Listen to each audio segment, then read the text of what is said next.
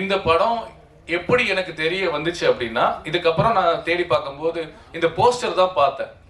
இந்த மாதிரி இலவசமே இருக்கக்கூடாது, தமிழக முதல்வர் ஆணை அப்படின்னு சொல்லி போட்டு எனக்கு பயங்கரமா, அதாவது விஜய்ன்னு சொல்லி போட்டிருந்தார் அந்த நியூஸ். எனக்கு கட்டிங் வந்து எனக்கு சரியா இப்ப ஞாபகம் இல்லை, பதட்டத்துல. இலவசம் இருக்கக்கூடாது, தலைவர் விஜய், தமிழக முதல்வர் விஜய் அப்படின்னு போட்டிருந்தது. வாவ், நான் பார்த்தேன், வாவ் சூப்பர் அப்படின்ட்டு நான் உடனே ட்வீட் பண்ண போனேன். அப்புறம் பார்த்தேன் என்னடா அப்படின்னு கீழே பார்த்தா தமிழக முதல்வர், ஒருவேளை கீழே வந்து நான் டேட் 26 போட்டு இருந்துச்சு. ஆஹா, இது என்ன ஏதோ தப்பா இருக்கு, நம்ம ட்வீட் பண்ணக்கூடாதுன்னு சொல்லிட்டு பின் வாங்கிட்டேன். அப்புறம் அதுதான் விஷயம், இந்த படத்தை உலகம் முழுக்க கொண்டு போய் சேர்ந்தது. ஏன்னா தளபதி விஜய் என்பது வெறும் பெயர் அல்ல, 1 கோடி தமிழ்நாட்டில் இருக்கக்கூடிய 1 கோடி மக்களின் உயிர்.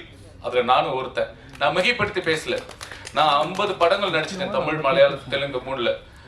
ஆனா எனக்கு சௌந்தரராஜா இப்படி ஒரு நல்ல நடிகன், நல்ல மனுஷன் அப்படின்னு சொன்னது, விஜய் அண்ணா பேசினதுக்கு அப்புறம் தான் எனக்கு இவ்வளவு பெரிய வெளிச்சம் கிடைச்சது.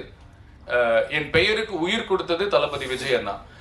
அதனால நான் அவரை பத்தி நான் சொல்ல வரல, அவரோட பழகினதுனால சொல்றேன்.